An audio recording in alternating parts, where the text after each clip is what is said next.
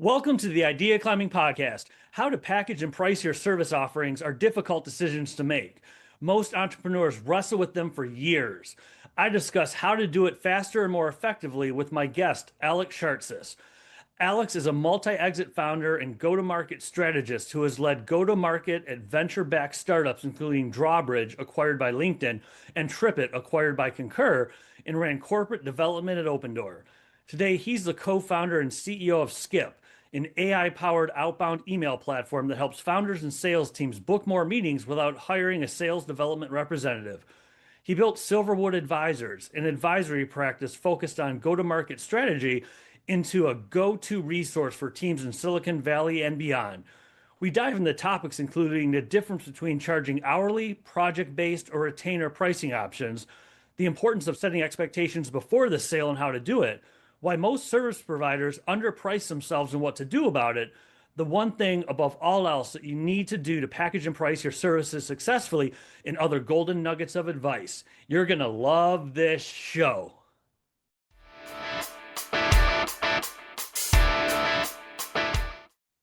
Alex, thank you for making time to do the Idea Climbing Podcast. I appreciate you. Awesome. I'm excited to be here.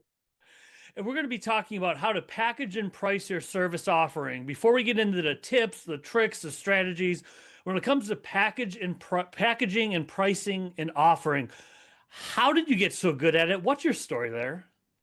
That's a good question. I've worked with a lot of startups, probably 20 or 30 at this point, maybe more. I've kind of lost count. And I like the early stage where you've got to figure out your product market fit and figure out what the customer wants. I think the other piece is that I've been advising and selling consulting for 5-6 years now, and so I've gotten pretty good at packaging up my own product and service. And I've talked to a lot of other, people that do what I do about their business and how they package themselves up. So I've gotten, I guess it's not useless knowledge, but I've ended up with a bunch of knowledge that I never really set out to go get. How did you package and price your consulting offering? Well, so it's a funny story. So I wasn't looking to do consulting. I had just left my startup. It was sort of a rough time. And a VC friend asked me to come advise one of his companies. And I was just like, I guess I was going to take some time off and think hard about my next thing, but I guess I could do that. And so I talked to a bunch of friends who I knew were doing consulting. One had only done consulting. I'd worked with him for years ago, and he'd kept doing it.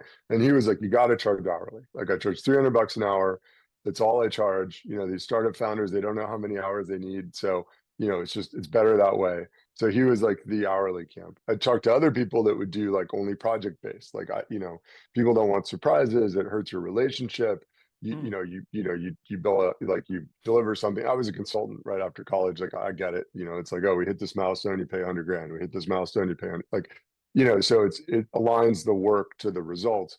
And then the third one was this sort of retainer based model where it's like, oh, I just charge 10K a month for 1 day a week and 20K for 2 days a week. And 30K, you can have you can have my whole week, right? Like, whatever that model was. And what I realized was that I had a pretty strong opinion about it, having been a founder and hired consultants and done this before. And that was that well, first off, I didn't want to underprice. Like, I felt like the biggest risk was underpricing my time. And second, I wanted to make sure I didn't use my own cheapness. I didn't want to be the like Porsche salesperson who drives a Honda Accord, who's like, why would you ever spend $150,000 on a car, right? Like that, it's self-defeating if you put yourself in your buyer's shoes. Like, they may have a completely different perspective of budget than you do. And budget and value, I should say. Like, value is more important, but budget's equally important. And so I didn't want to make that mistake. And I didn't want to, I realized I didn't want to track my hours. Like, I would deliver value. I didn't want to track my hours. And what I saw with some people that were doing hourly was that they were working with founders who had lots of priorities. And so it's like, great, review this website and then I'll go, do the next step. And if it took them 2 weeks to do the next step, to review the website, you couldn't bill them anything for 2 weeks because you're waiting for 2 weeks to do it. So you had to track your billing, or I would have had to track my billing, and I would have been at the mercy of like, did my client do the thing they said they were going to do? And if they didn't, like, I can't send them an invoice this month because they flaked on me, right? Mm-hmm. And so the retainer model was what I went with, at a price point that I never would have paid myself as a founder. But now, looking back on it, I probably would, because I realized that it reduced the risk for me. I had founders that, like the website one's in a real example, where I would, I sent them, hey, this is like the new copy for your website. Let me know, and I'll go tell the developers to go develop it. And she was, I don't know, doing something else for 3 weeks. And it's like, great, I'm still billing you. Like, you still, you're still going to pay me, even if I'm sitting here waiting for you. Right. I'll try and find other stuff to do. But anyway, that was how I did that so I packaged it basically as a retainer, and I gradually increased the retainer as I had more clients. There are things I would change about it. I've definitely used different models, but in that example, like when I first started, that's how I did it. Well, starting at the beginning, what advice do you have for first, where do you start with packaging a service? Where does that begin? So packaging a service, you have to start with customers. So I think that and they don't have to be actual paying customers right this moment, but they do have to be the kind of person that would pay you or has paid you in the past. And the key thing is just listening, understanding what they're looking for, right? Like if you're, right now my company Skip helps companies find, uh, do go to market with AI. So send emails, do things to get new customers, right? And so we spend a lot of time reading our call recordings, listening to calls with customers. I'm obviously on a lot of those calls, understanding what it is that they're buying, right? Are they buying just leads? Like, I want meetings, like you get me meetings, and great, we'll talk about that. Are they buying like a job to be done? Like, I have this task that needs to be done. I have 4 people that need to do it. Can you help me do this task? And different customers there's willingness to pay that's different. There's different needs, right? It might be really important to get the leads. Doing the task, like, I don't really care. I just want the meetings. It really, each person is different. And so you have to kind of understand, okay, well, this is the market I want to go after. This is where the value is. I would say in that, something like selling leads is a horrible business model, because the second you can't do it, people churn, right? Or they get upset and they want a refund or whatever. Like, I think you want to make a promise that you can follow through on. I can promise you that we can send lots of emails for you and get in inboxes and have people read them. I can't promise that people want what you're selling. Like, I don't know if they're gonna, if they're gonna take a meeting with you. They may not want what you're selling, right? Like, we'll do our job, which is getting people to look at what you're selling, but you got to do your job and have something that they can sell. So I think as that applies to somebody building a consulting practice or packaging themselves, if you're an expert on trademark law, right, or if you're an expert on import export duties, right, which would be probably a hot commodity right now, right? Find out, what are your customers buying? Like, are they buying like somebody just to fill out the paperwork? Are they buying an outcome, a result? What I find is that the best combination is where you can be really specific about, look, this is the thing that gets done. This is the outcome you can expect. Mm. You sell based on the value of the outcome, not like the hours spent doing the work, but you give them confidence that they're going to get the outcome by kind of showing your work, right? Again, I don't love the bill by the hour thing. Um, and then the last thing I'll say about packaging is that it's always faster and better to package yourself up and price yourself for a way that your customers are expecting to pay. So, if you're a shipping expert or a, supply chain consultant, and people are used to, I don't know, paying a percentage of, I'm making this up, so don't do this. Like, be an expert. But, if they're used to paying a percentage of their shipping cost to a consultant, like, great, charge a percentage. Right. If they're used to paying an hourly fee, like, again, I'm not a big fan of hourly, but hourly can be great. Do hourly. If they're used to a retainer, like, if you align your pricing with the way that people expect to pay things and the way that people expect to buy, then it'll be much easier for you. Whereas if you're like, oh, I know that you always pay this percentage, but you need to pay me by the hour, people will be like, I don't, Hmm. they'll have concerns. They'll be like, why would I do, it might be more expensive. Like, I don't know. And, I mean, I have a good friend who had a consulting business and pivoted into basically building a normal business. He was getting people to pay him to advise their car dealership on selling used cars, like on the used car market. And he was getting paid by the hour, and he was doing fine. And at some point he realized, like, look, I could just buy their cars from them and charge them per car and deal with this for them, right? And Hmm. so he repackaged his product from a consulting service to essentially a broker, and made a crap ton more money, because they didn't really care about they didn't want to get good at selling used cars. They just wanted them off their lot so they could sell more new cars. And he provided that service. So, I mean, I think like the way you package yourself really depends on on, what your customers' expectations are, how they value your service, how they pay for things in your industry. Mhm. Um, and you can always change it, right? Just because you've been being charging by the hour doesn't mean you can't, if for the next customer, say, hey, it's a retainer and see what happens.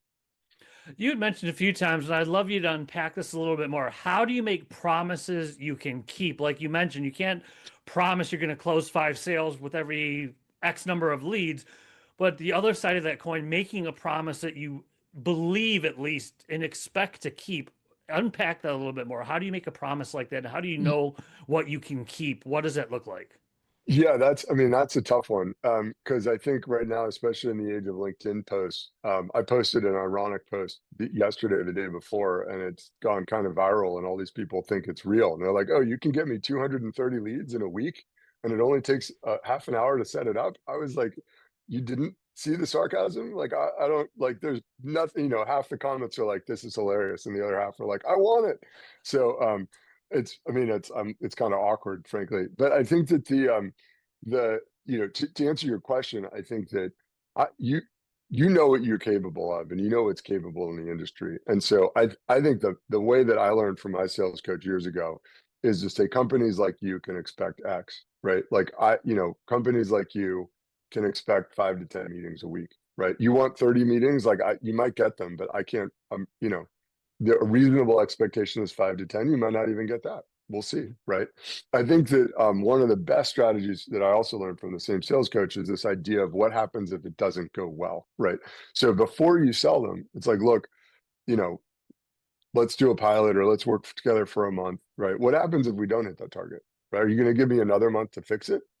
Am I going to give you credit for that month? Like what, or is it like one and done? Like I promise you this thing, it doesn't happen, you're going to fire me and go find, because your boss is going to fire you. You know what I mean? Like it's this like notion of like, okay, well, let's go through this. Like you sign up, you get 10 leads, you're going to be happy. Are we going to keep working together? You're going to sign a year-long deal.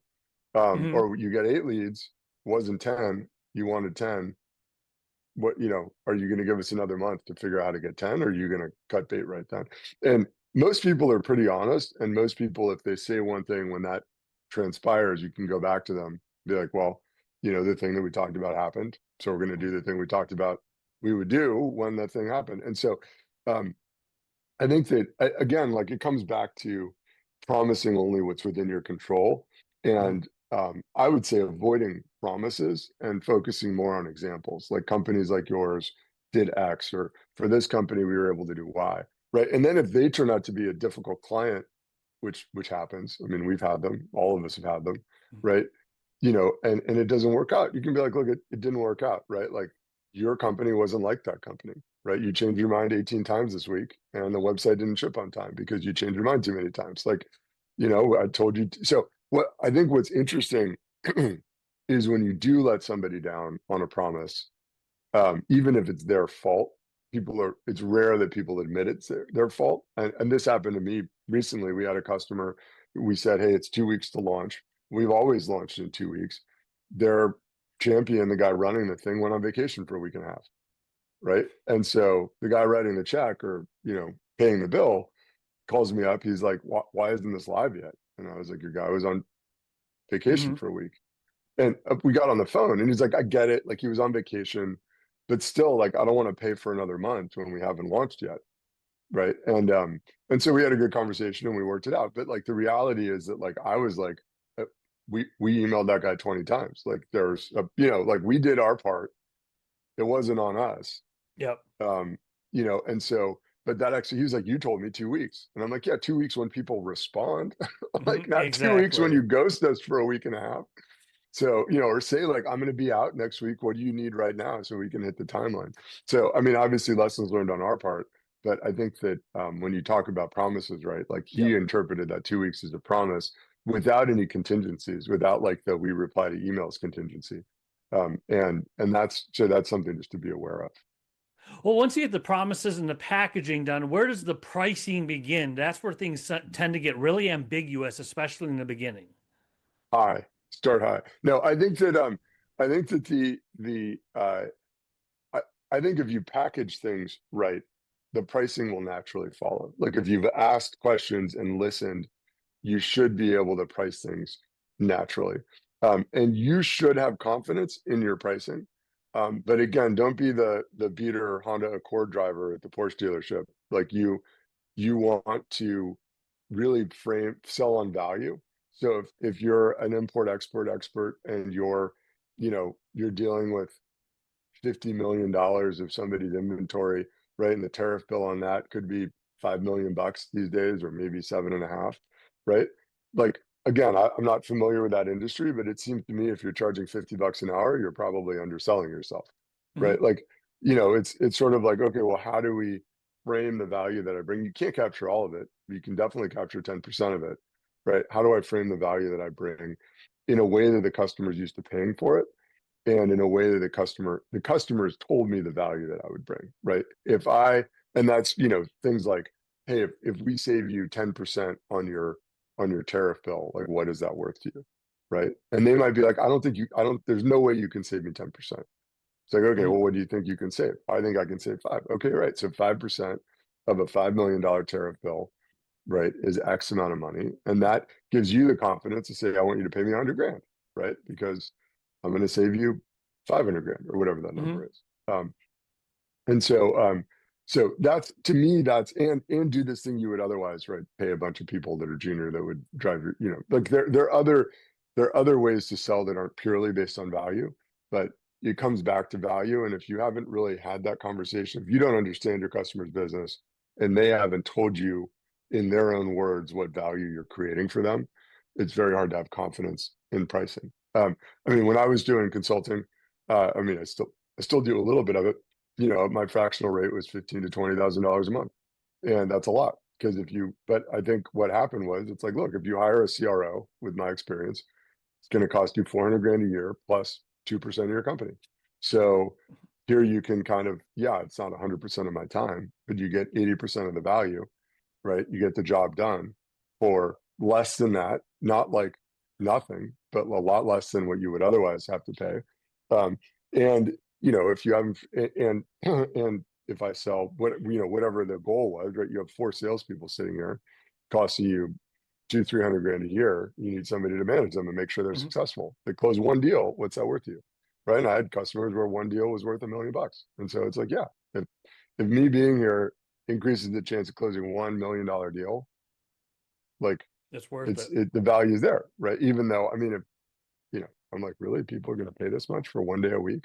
Okay, like, so I think that's where it comes from. Is understanding, is asking a lot of questions, understanding what your customer, um, how they value your service, positioning yourself well, right? And then pricing flows naturally. And then I think that the thing that people really chicken out on is sticking to their pricing, right? Like if somebody doesn't buy, don't be like, oh, I'll give you a 20% discount. Find out why not, right? Maybe that isn't as much of a pain as they thought.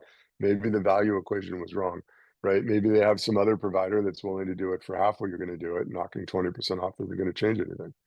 Um, I think a key part of it is you have to be willing to lose a few deals in order to learn, and lose a few deals because sometimes they come back. They're like, oh, we went with a cut rate guy Yep. and he fucked it up or he screwed it up, pardon my French. And so we're gonna have to, like we want you to fix it. Obviously, if they go with the cut rate guy and he does a great job, you might have a problem.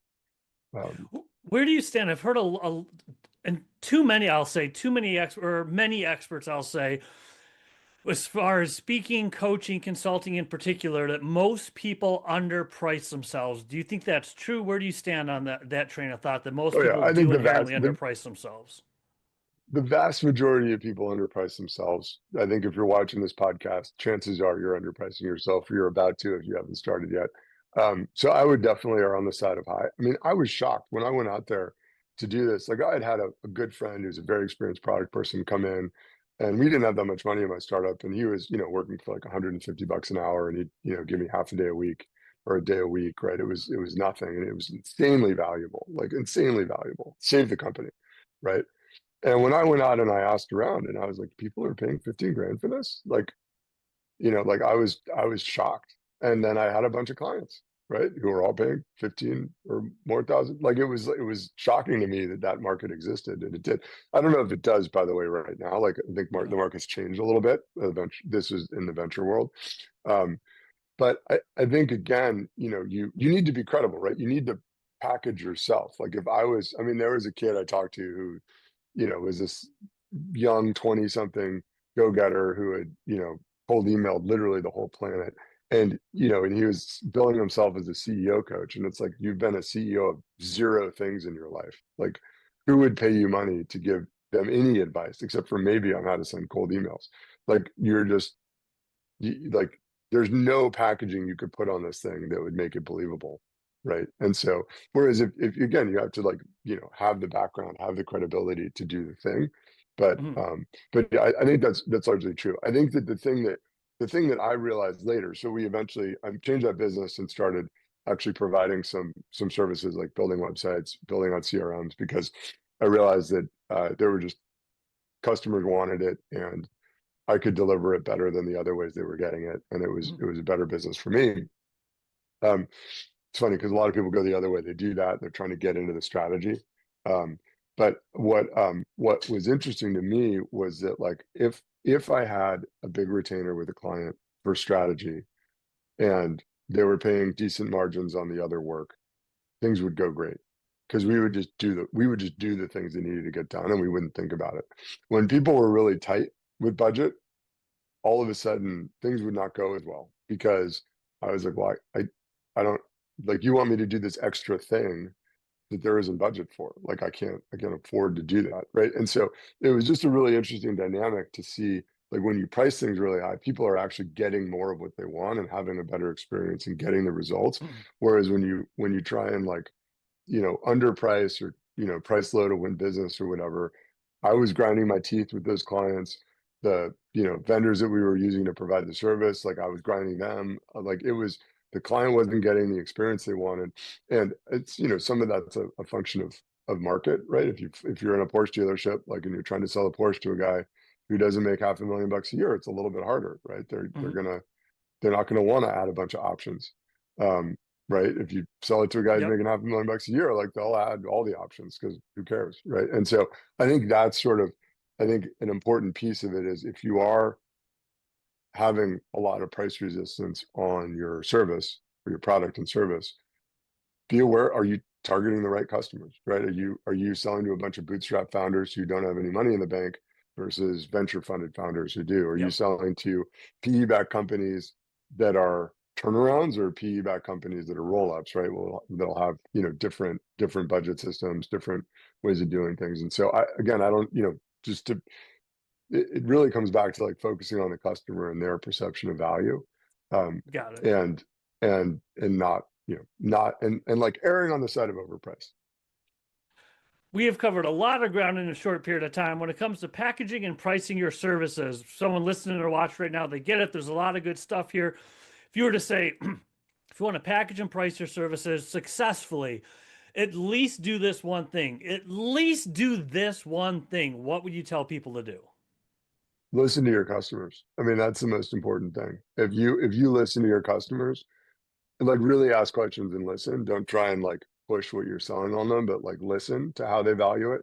But listen to what they value about it. Listen to the reasons why they're buying from you and not somebody else, or not doing anything at all. Like, if you do that, pricing, packaging, all of it becomes much easier. This has been excellent. If people want to find you online, where's the best place or places to go? Yeah, I'm on LinkedIn. I'm the only Alex Shartsis on LinkedIn, so I'm pretty easy to find there. So follow me. I post about this stuff a lot. And then skip.ai, SKYP.ai. We do a newsletter on go-to-market. We have software for if you're trying to reach new customers. We have a lot of service providers using it, so we'd be happy to show you a demo or get you set up. This has been excellent, Alex. I appreciate you. Thank you again. Thank you. And scene.